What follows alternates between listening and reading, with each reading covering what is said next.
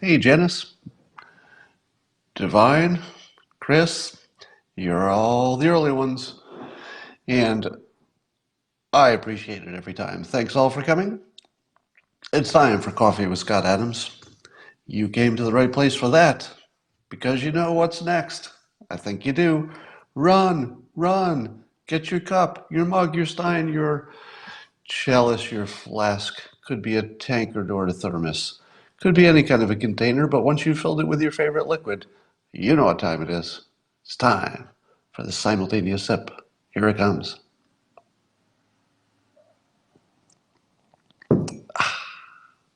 Good stuff. So I'm not going to talk about the latest shooting. I'm intentionally ignoring that news, except where I see it in headlines.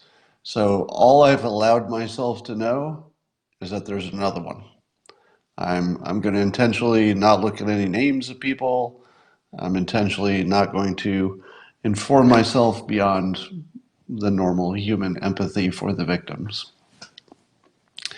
But somebody named Elmo, the wokest Wookie, tweeted this morning that Scott Adams, that's me, once brilliantly suggested, well, if I may be modest, he said, I once brilliantly suggested a compromise with the Democrats in which we make it illegal for Democrats to own guns. In my opinion, this is the most common sense gun control. Now, of course, that's a reference to the latest shooting, and of course, both sides try to pin it on the other one. And again, I don't care about the shooter because I just don't want to know about him, don't want to give him attention. Law enforcement will do what it can.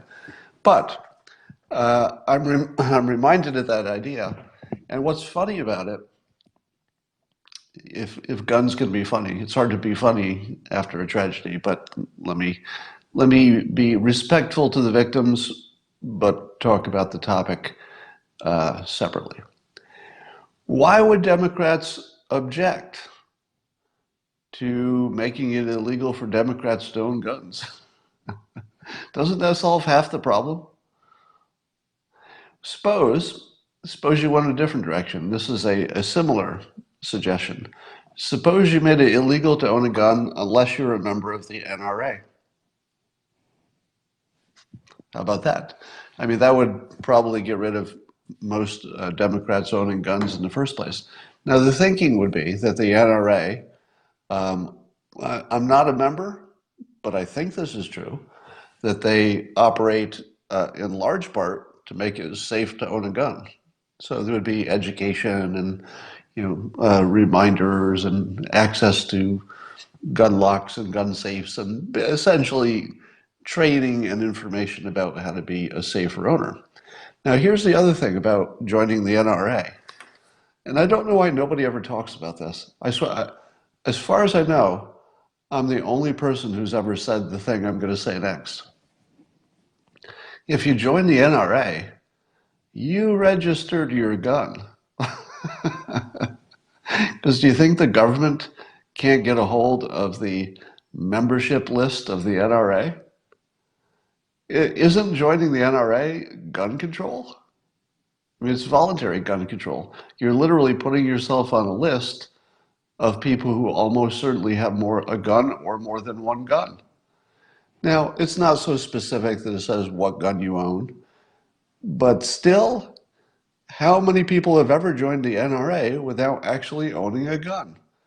Not every person, right? There are probably people who joined and got rid of their gun because maybe they had a kid in the house or whatever reason. They live somewhere they couldn't have it. So maybe temporarily somebody's in the NRA without a gun. But in general, if you join the NRA, you just bought into gun control.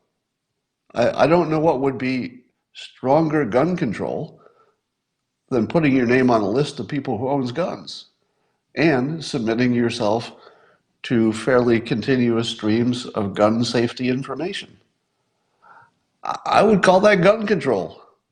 Wouldn't you? I mean, politics aside, does that not do a lot of what gun control purports to do. Anyway, so while it would be illegal to say, hey, you people, if you're a Democrat, you can't own a gun, it's funny, but it's not legal because it'd be treating people differently.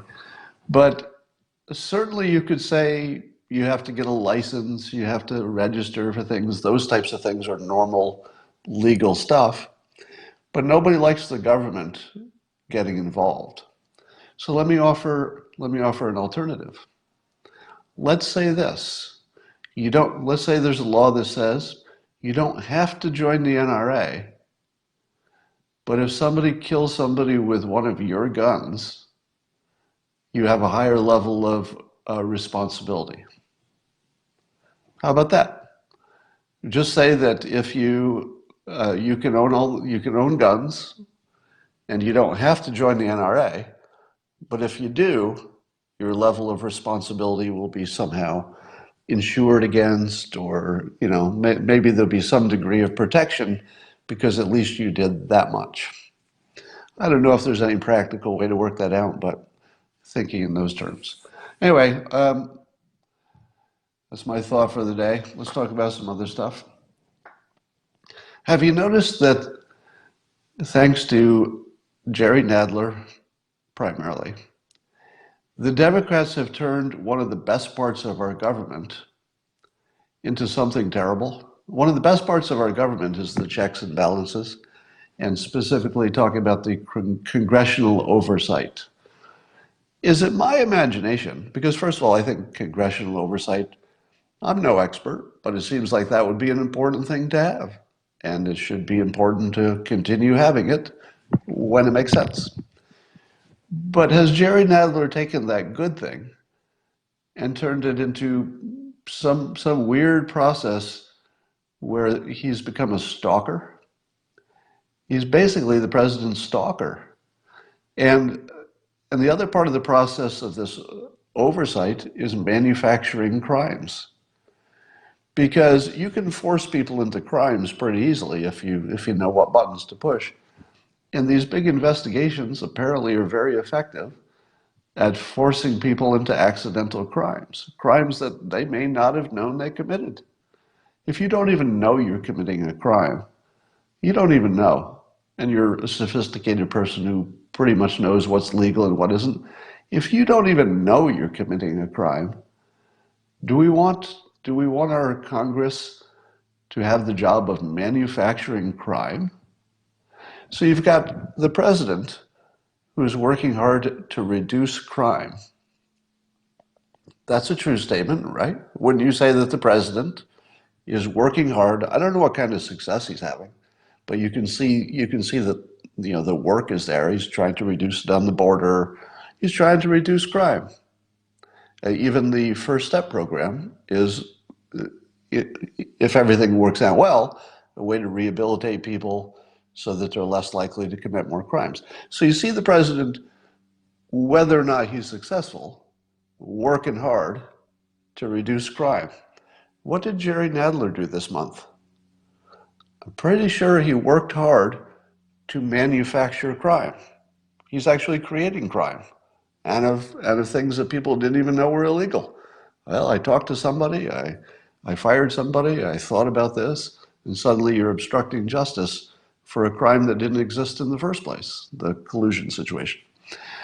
So and then when we look at the tax returns, I'll talk about that. But getting a hold of the president's tax returns, the thing that Nadler wants, doesn't that seem like what a stalker would do? What does a stalker do? The first thing they do is they try to hack into your private accounts, right? A hacker tries to get your private information. A stalker.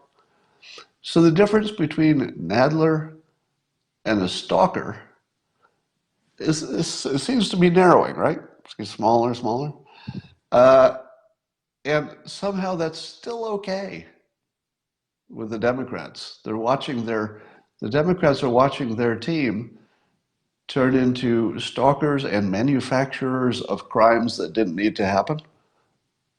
Amazing. Let's talk about the tax returns. So the New York Times, has apparently gone full WikiLeaks, meaning publishing information that was stolen or illegally obtained in this case. So we don't know the details, but it seems, based on the New York Times' own reporting, that the information was illegally obtained and then provided to the New York Times, who does not have any responsibility because they're just a publisher of things that other people stole, which apparently is legal enough, but not legal enough for Wikipedia, for WikiLeaks, for reasons that are unclear. Now, of course, the Democrats had run out of things to say about the president because things were going so well in the country. And they lost all of their big arguments. You know, they watched the Russia collusion collapse. They watched the fine people hoax become more of a laughing stock than a good complaint. And we watched the president give the highest civilian award to Tiger Woods. Now, nobody said anything about race when that happened, or at least I didn't see it, which is good. I suppose we're growing up a little bit that nobody made any race-related comments about Tiger Woods. But as an image, it so violates what the Democrats think about this president because it doesn't fit their story. Their story is he's a big old racist and he's sending racist signals to some part of his base. But I'm pretty sure Tiger Woods is at least part black. And nobody talks about that. It's like, how does that make sense? Because it's optional, right? The president didn't need to give Tiger Woods an award. It wasn't like the country was asking for it. It wasn't polling well. There was literally no reason to do it except he thought it would be worth doing. And it was for golf, after all, of all things. He golfs really well. So if you're a Democrat, you're looking at all of your beliefs just blow up in your face because the economy is good. The president doesn't seem to have a mental illness. You know, we would have noticed by now. And, you know, it's all falling apart. So they knew a new thing, and luckily they got this tax thing. And of course, we're all watching in amazement as something that Trump wrote about in his own book, the most public thing that anybody could ever talk about with the president, the thing that's been reported forever, which is he took enormous losses and was near bankruptcy at one period, and then he worked his way back. So the reporting, basically the stuff we already knew, stuff that he said publicly and often wrote a book about it, shouldn't be any surprises. But the way they treat it is, of course, with their usual financial ignorance.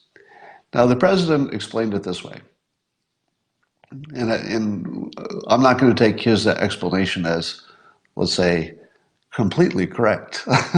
Let's say that there might be some hyperbole on both sides here, and it's hard to sort that out. So I don't know what the hyperbole is on the president's side, but let's just assume that there's some there.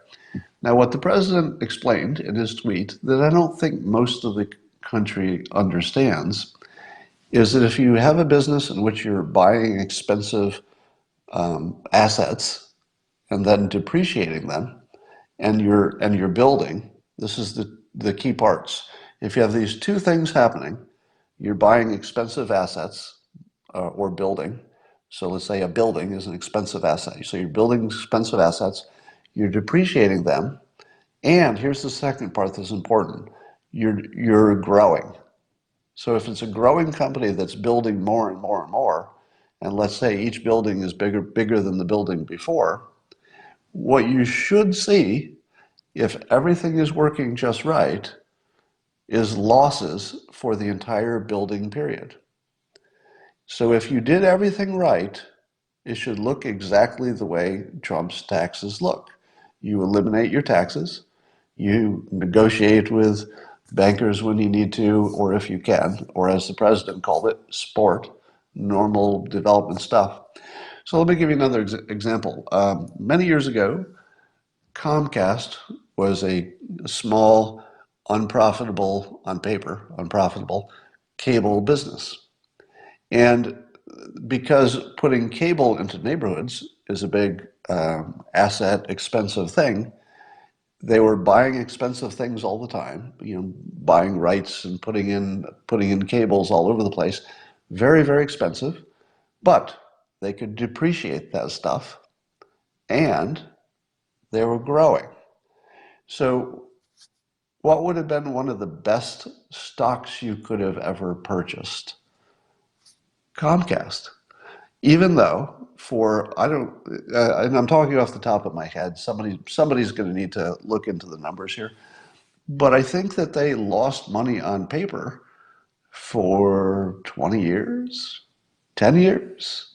I don't know. I feel like they lost money on paper for years and years and years. Did they not? Somebody needs to fact check me on that. I saw in the comments somebody mentioned Amazon. Amazon, exactly the same situation. Buying expensive assets like crazy, depreciating them, so you've got losses on paper, but growing. Now, where does the money come from if you're growing? All right, those of you who understand finance, if you're losing money on paper on each deal, but you're probably also spending more actual cash than you're producing. Where does the money come from? The money comes from banks. Somebody says taxpayers. Not really. The money comes from banks. Why does a bank give somebody a loan if they're losing money every year? Because it's a good loan. The bank doesn't give you a loan unless, for a new building, unless they can look at that building and they can say, okay, this is a good deal. It's going to look like it's going to lose money for years, but then it'll be a cash cow after that.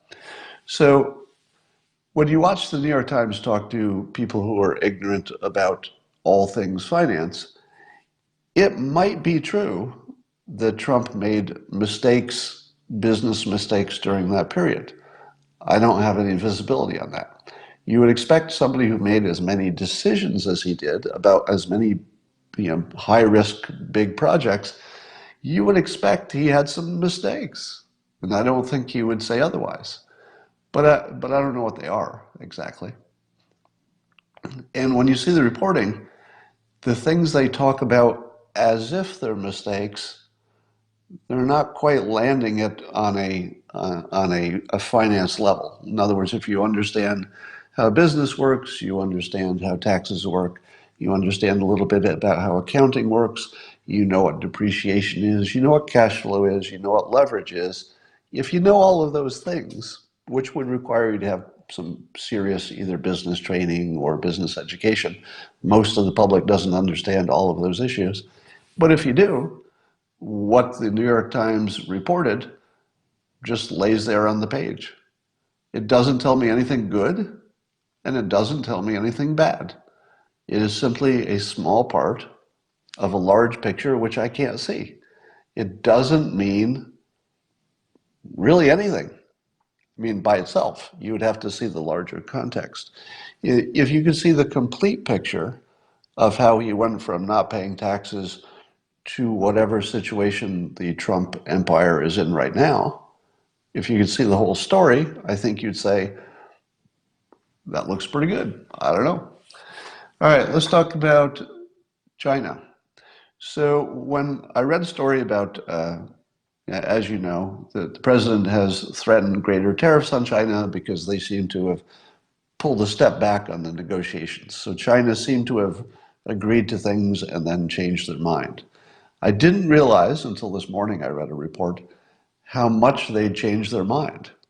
So apparently they took the agreement, which was reportedly 90% done, and then it went to China and their legal people or whatever worked it up and made changes and sent it back, and suddenly it was just all wrong again, as if no negotiations had been happening for months. Now, somebody's saying that's all just part of negotiations. And the answer is yes. It would be dumb for China not to do what they did. So you should expect in all big negotiations that somebody would do something that looked exactly like what China just did. Do you know who else does that? The person selling you a car. You know how your car salesperson always says, "Well, I'd love to give you $5,000 off this car, but I'm going to have to check it with the boss." And then they disappear for way too long. They're just making you wait. They're not actually talking about anything. And they come back and they say, "Gosh, I would give you this for sure, but my boss says no." Now, the purpose of this is to separate you, the customer, and have one person in between, the person who's making the decision. That's what China just did. They had all these negotiators who had been negotiating for a long time, and then it looked like they'd made something close to a deal. And as soon as those negotiators said, "All right, now I just got to check it with the boss," whoever the boss is in this case, it could be lawyers, could be President Xi, and they take it back, and the boss says, "Oh, I can't do this." So it's basically a way to stall for time and wear down the opposition, so that without giving any good reasons, they just say, "All right, we just got to get a deal done." Now, I started to make a tweet this morning and I changed my mind, and I don't know if I'm glad I did or not. And I started to tweet, but did not tweet, the following. Is China stalling on trade negotiations to wait and see if they get a President Biden to make a better deal? And I wrote the tweet, I wrote it several ways, and then I decided not to send it because I thought, well, maybe I don't know enough about this situation yet. I'm not going to commit to that. And then I saw that the president tweeted that exact thing. So the president tweeted that China might be waiting for Biden. Now, the thinking here is, if China is not trying to stall, why not? Is China stupid? China's not stupid. You can say all you want about China taking, intellectual property, and, you say what you will negative about China, and I certainly do, especially about fentanyl. You can say a lot that's negative about China, but do you see anybody calling them stupid? Have you ever seen the president say China is stupid? No. And do you think the president would hold back if he thought China was stupid? No. No. This president would tell you if he thought they were stupid. And I have not seen anybody on either side, anybody in the world, suggest that China is stupid. Now, the president does say that about Biden. There is some suggestion that Biden would be soft on China relative to Trump. Now, given that there are two things timing-wise that are important. Number one, China knows that President Trump needs to deliver a trade deal. And they know that 2020 is getting closer. How much does Trump want a trade deal as you get closer to the election?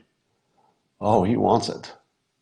Closer you get to the election, the more Trump needs a deal. Or they could just wait if Trump loses.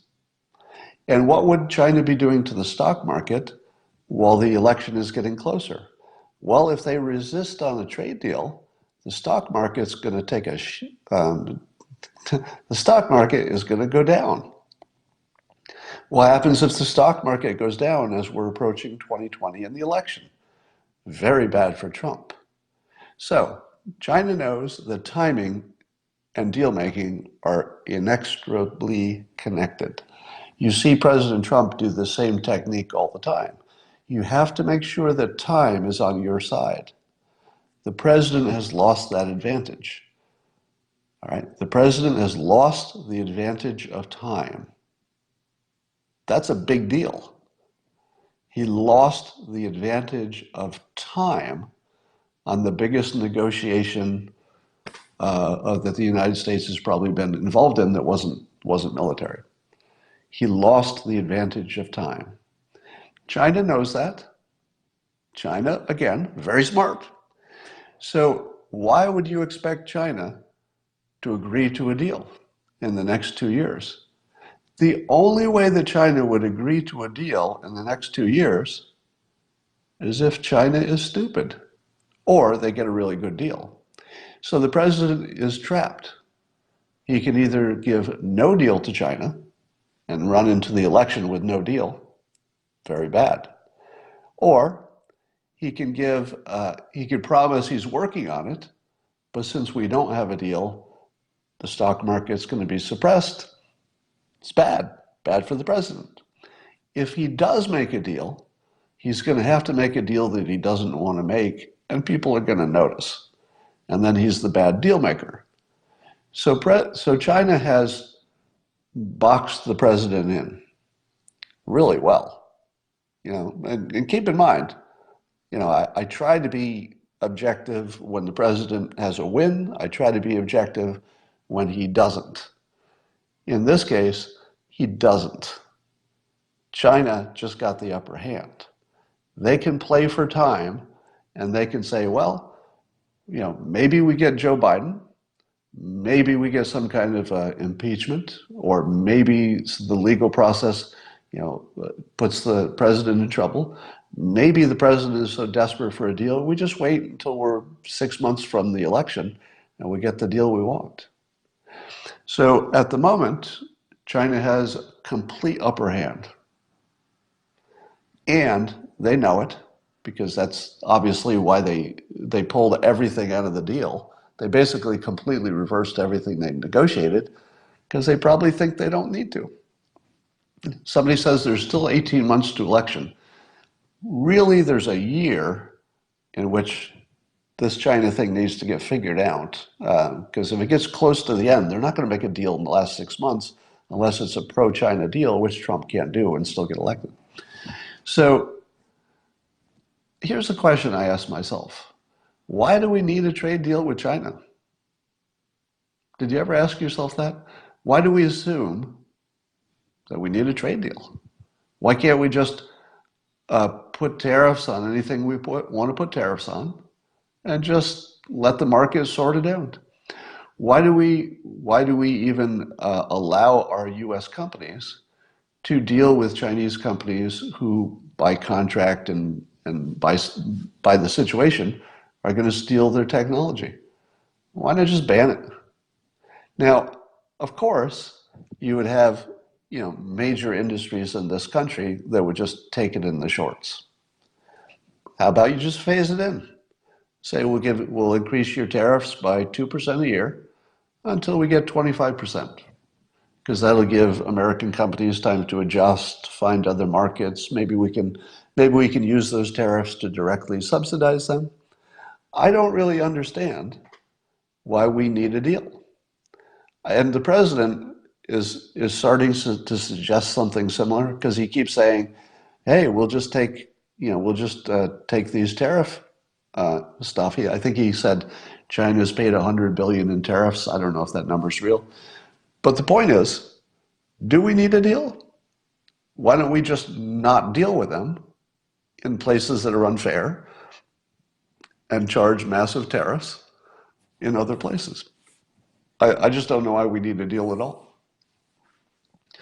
So here's a topic I was talking about the other day that I had a little insight into, and I couldn't figure a way through it.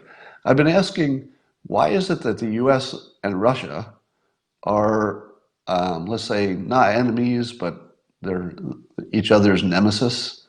And I was saying, what in the world would make those two countries want to feel like we're at war footing, or we're poking each other with our clandestine operations, et cetera? Just why? Why Russia? And why are we not doing it to France? Now, I understand it's happening, and I understand that Russia does bad things, and I'm sure we do some things to them. But I came to one realization that just made me think, oh, I get it now. I want to see it in the comments before I say it. Does anybody in the comments know why Russia would not want to be exactly friends with the United States? Here's my best guess. Russia has two industries that are not lame. Most of their industries are pathetic, but they have energy, oil, etc. Now, it can't be good for Russia in terms of their oil business to be at odds with the United States, because it feels like, maybe it seems like they could sell more oil if they were just friendly with everybody, right? So I thought oil is probably not the answer. Oil might be part of it, but it just seems to me that Russia would sell a lot more oil if they just decided to be everybody's friend. Who sells more oil than people who are not your enemies, right? Well, you know what I mean. There we go. Somebody got the right answer in the comments. Armaments, weapons. The other major industry for Russia is weapons. And they sell them to all the countries that don't buy them from the United States, or we won't sell them to the United States. The Russian government, I've come to understand, should be seen more like a criminal organization that just has a government as a structure. And with Putin, the head of the criminal organization, because you assume that these two major industries, you have to assume that both the defense and the energy industry are really just funneling money into Putin's bank account one way or the other. I think that's fair to say. So let me ask you this. What would happen if Russia decided to be friends with everybody? Well, suddenly they wouldn't have as much market for the primary thing that their economy sells other than oil, which is weapons. They need an unstable world. Somebody says, oh, that is a lie, Scott. I don't know which part you're saying is a lie, but if you want to fact check me, please do. So I'm open to any kind of fact checking. I'm just feeling my way around this topic, so I'm not going to make any claim that everything I say is right. It feels to me like there's no way past the fact that Putin is a crime boss who happens to own a country, and weapons are their second biggest industry, and they're not going to give it up. And the worst thing for that industry would be a peaceful world. So I have to think that if we can't figure out some way to get past the fact that the Russia arms industry is their second biggest thing and they don't want a peaceful world, I don't know how you can get past that. So if anybody has a suggestion, I've never heard one. In fact, I've never even heard it discussed. Have you heard anybody frame it the way I just framed it? Yeah, and somebody's saying it's no difference between that and the US military industrial complex. And I think that's true. It seems that there are two competing arms industries who the last thing they want is anything that looks like peace. So, let's talk about, so there was a report in some publication that said 45% of Trump's campaign donations came from women. 45%. Apparently that's much higher than when he ran for president. I think it was 29%. So going from 29 to 45%, that's a big, big jump. And the way it was reported is that he had the fourth best percentage of contributions from women. Right? So if you saw that, because they're looking at all the Democrats, so they're saying that of all the candidates, Trump and all the Democrats, Trump is in fourth place in terms of getting money donated from women. Well, that's one way to look at it. Here's the other way to look at it. Trump was the number one male candidate in terms of female donations. In other words, the only three people who beat Trump for donations were the three top female candidates on the Democrat side: Kamala Harris, Kristen Gillibrand, and was it Warren? I forget who it was, but there were three candidates who were women who were ahead of him. Trump is the highest male getter of female contributions in percentage wise. That would have been the way to report it, but you have to dig that out of the numbers to know that among men, he's number one. to say that women contribute more to female candidates is not really saying a lot. You just sort of expect that. But to say that of all the other men, women are preferring, or at least in terms of their pocketbooks, they're preferring uh, Trump above the other men in terms of in terms of you know, donations. All right.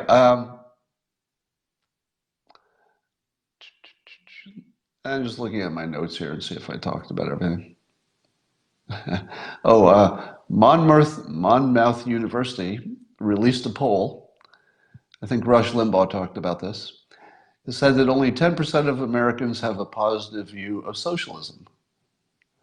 And so I guess the idea is like, oh, you know, the socialist candidates don't have a chance.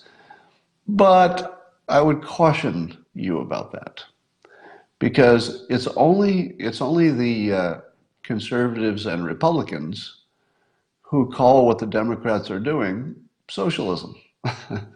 Now, I'm exaggerating. It's not only them, but there are no socialist candidates. That's just something that the people on the right say.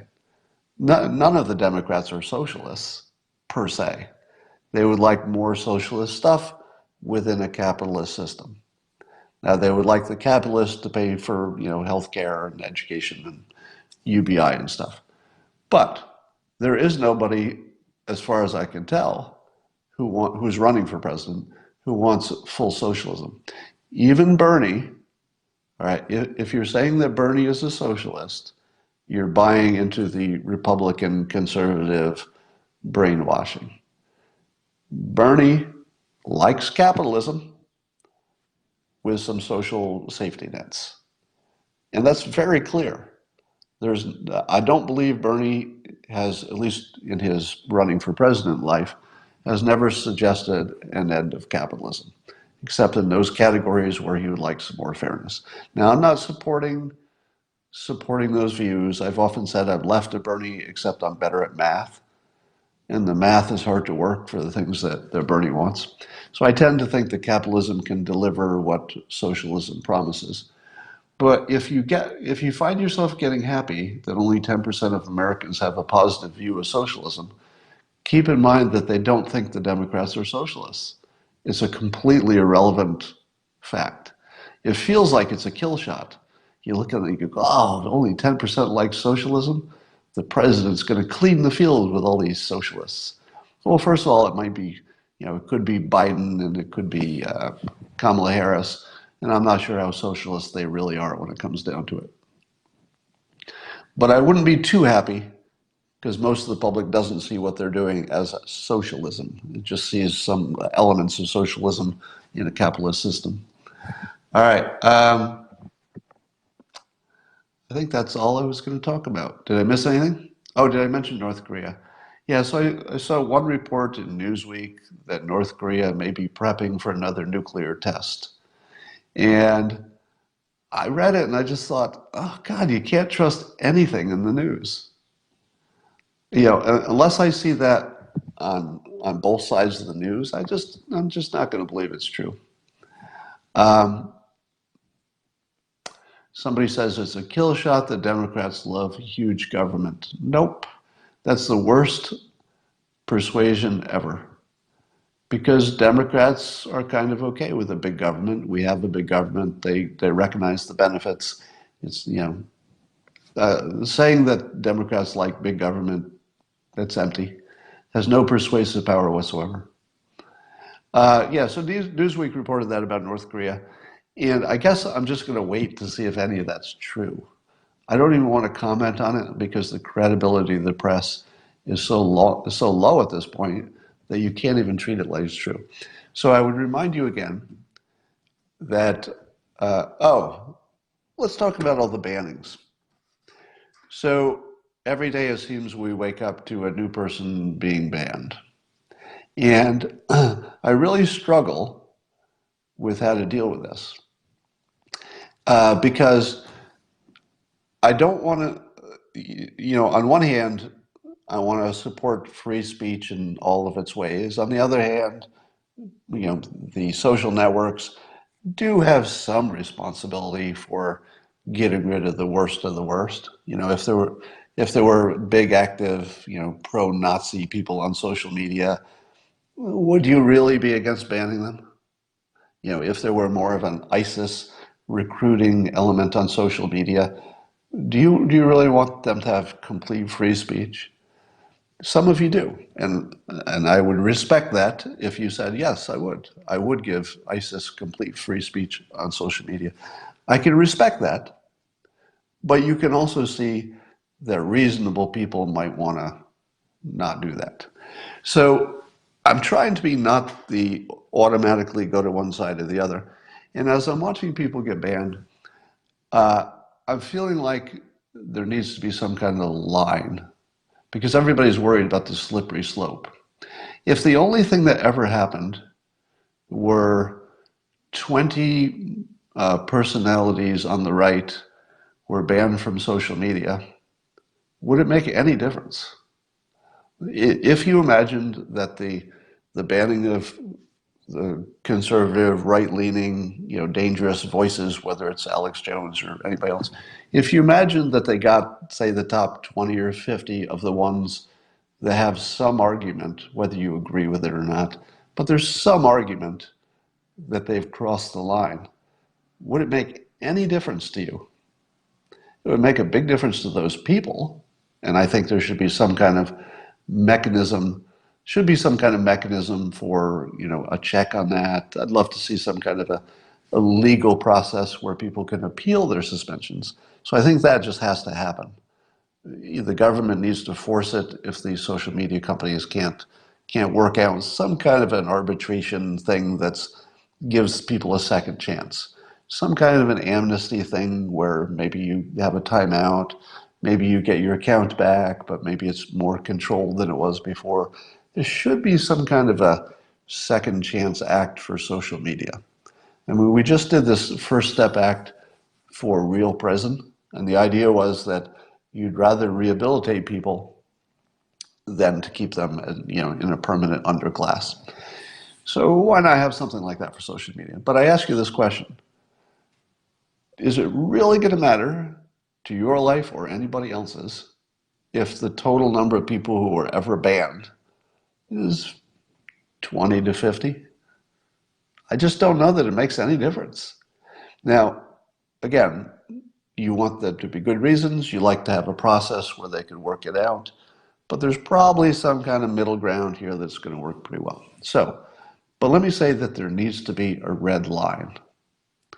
So each of you need to have in your mind what a red line would look like. Like who do you know that is a little bit edgy, but if they got banned, you would say that's it for me. That's my red line. If you ban somebody who's that harmless, it's one thing to ban Alex Jones because there's nobody really like Alex Jones. And by the way, I don't think he should be banned because the things they accuse him of are either, well, I don't want to get into it, but the point is that he doesn't seem like the dangerous type to me, as long as there's opposing opinions that can balance things out. But do you have in your mind a person who is the line too far? Who is that person? Now, if you're saying me, I don't quite think, I think I'm so far down the list of people who are likely to be banned. Tim Pool, there's a good one, because Tim Pool is an independent. Um, Tucker, I don't even know if he runs his own Twitter, so I'm not sure that Tucker has anything but corporate people or assistants doing his social media. I don't really know the situation there, but I doubt he would get banned. So people are saying James Woods. Um, yeah, I think the James Woods situation is a perfect test case for why there should be arbitration. Because there was a reason, apparently, for James Woods getting banned. There was a specific thing he did, which reasonable people could look at and say, oh my God, that's too far. But other reasonable people could look at it and say, this is just a movie reference. Nobody's hanging anybody. So I would say that's the perfect case of somebody who maybe gets a little warning, gets a little arbitration, gets back on the system. That's exactly what should happen with James Woods. Now, I do think that saying things like people should be hung on the other team is something you should do less of because it is a call to violence, even if you didn't intend it. And I am sure that James Woods did not mean the actual violence outside of the legal system. I'm sure he was not recommending any actual violence. But could people see it that way? Could people who follow him say, I think he means it literally? Is there any of his many, many followers who would have looked at hang them all and thought to themselves, just any of them, 5%, 2%, would any of them look at that and say, yeah, I'm going to buy me a rope, start hanging some people?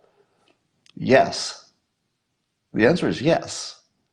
So if you're okay with that, free speech and all, um, I think you could be okay with it, but you have to know there's a price.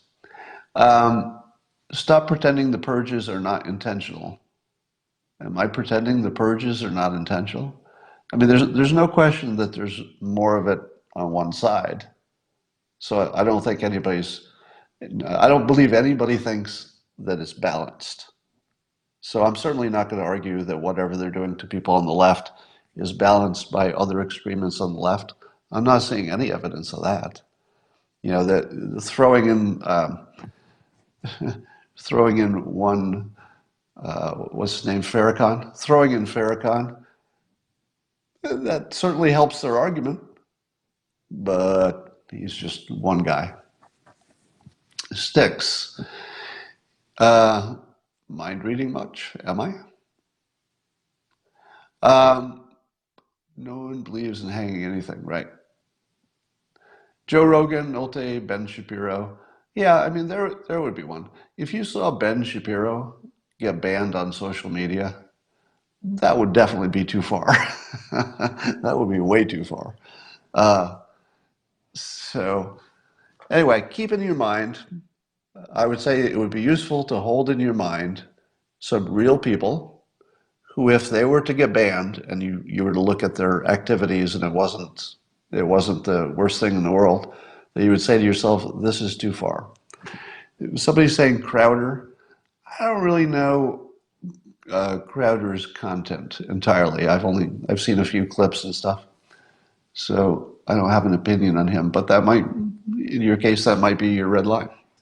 All right. Um, the word hang makes it not a real threat. Well, I'm going to say what I say on a fairly regular basis. If you take 100 Americans and show them any message, you're not going to get 100 opinions on the same side. It doesn't matter what you show to 100 Americans, they're going to interpret, some of them will interpret it differently. So it doesn't matter that 98% would hear the phrase hang them high and just know it's hyperbole. You're worried about the two, and that's real. People could be influenced that way. They banned David Horowitz, but I believe they reversed that ban as a mistake. Um, Candace Owens. Yeah, if Candace Owens got banned, that would be too far.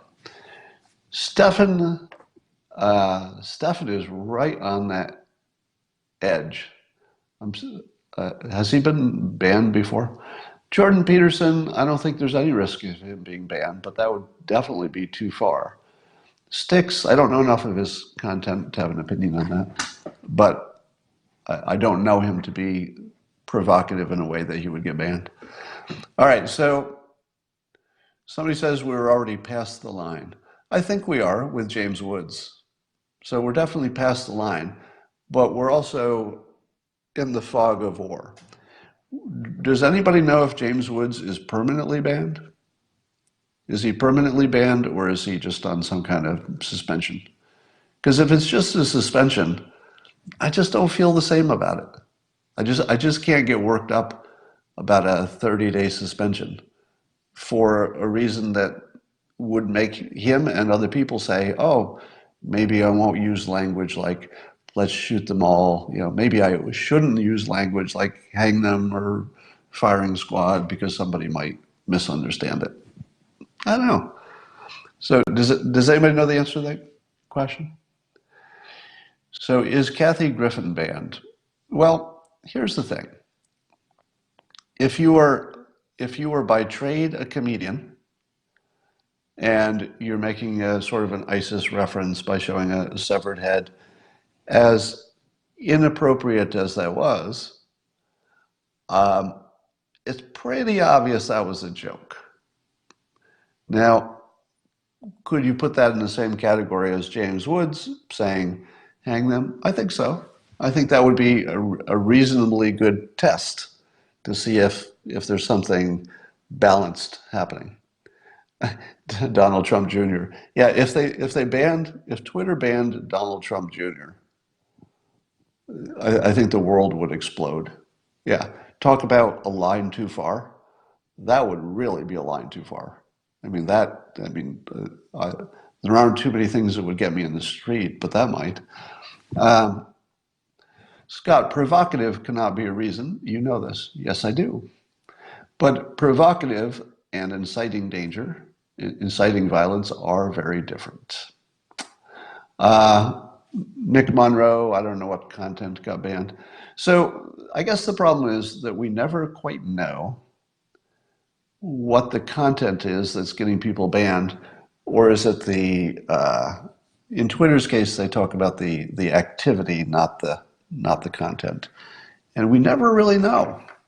So we as observers never quite know. All right. Um, Roseanne, I don't know. It suppresses free speech to suspend people. Yeah, of course it does. Yeah, nobody's arguing that social media is a place for free speech. Are they? I don't think anybody's arguing that complete free speech. Well, let me ask you this. If there were a robust Nazi party in another country, would we first of all allow them to immigrate? I don't know that we would. Uh, so certainly thought crimes and opinion crimes are real things that we do treat as seriously. It's not that he should be banned, it's that others do get banned. Yeah, I think the Kathy Griffin example is completely valid. If you could explain to me the difference between Kathy Griffin's tweet and James Wood's tweet, that would be interesting. But there could be a very simple explanation. Would you like to hear it? The very simple explanation for why Kathy Griffin would be treated differently than James Woods is that Kathy Griffin's happened when the standard was different. It seems to me that the social media companies are intentionally tightening the standards. So you should see people who are doing things more recently get banned, but you probably will never see somebody who did something 3 years ago get banned. Nor do you really want that to happen. So you could certainly say, why do you allow a Kathy Griffin but not allow a James Woods? But you have to account for the fact that one happened a while ago. And the social media companies they're quite visible about the fact that they're playing with their algorithms for deciding who's banned or not. So we know that they're experimenting with that. They're tightening it up. They're trying to get rid of the unhealthy language. So you should expect more bans today than you saw 3 years ago. So that part doesn't tell you anything. All right. Nazis are specifically banned. Interesting. Congressperson Omar. What would be an example of anything Omar said that made that created danger. It's sort of a risky business to say that anti-Israel propaganda or even pro-Israel propaganda are pushing violence. I don't know that you can ever slice that fine enough to have a rule that you can live with, because anything that is either pro or anti-Israel promotes violence. Am I wrong? If you said something bad about Israel, you might be promoting violence against Jews. If you say something positive about Israel, somebody's going to say you're promoting violence against Palestinians. So I don't know that you could ever enforce anything about criticism about countries. Somebody says, why do you not like Nazis but are okay with Muslim beliefs that hurt and kill women? Did I say anything that sounded like that? Um, I didn't say anything that sounded like that. I am against, well, let me give you some context. I believe that ideas, in some cases, could reasonably be treated like infections, meaning that there are some ideas that are not like other ideas. Some ideas are infections, meaning that they're going to spread to other people and cause them to act in ways that are bad for somebody's health. That's what an infection is. An infection can spread to other people, and it can cause outcomes that are bad for people's health. So we would easily quarantine a large group of people who do not have an infection just to make sure that nobody with the infection gets through. The so-called ban on the various countries that don't have good records, that are mostly, but not entirely, Muslim countries, is because we're treating it like a health problem. There are people within that group, and we don't know which ones, who are likely to have ideas that are infectious and dangerous to health. So in that case, much like the Nazi ban, because you don't know which, let me put it this way. If there were a nation of Nazis, there would almost certainly, how do I say this without getting quoted out of context? I'll give us some context.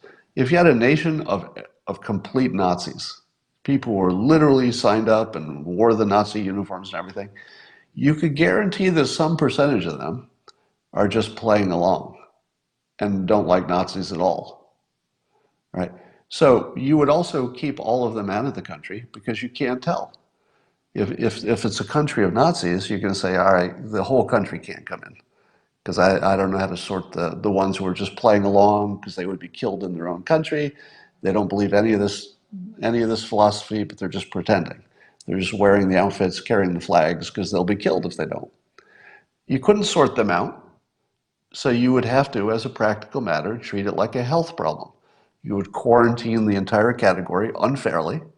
You would absolutely be discriminating against people who did not have bad intentions, but were in a bad situation or a bad category.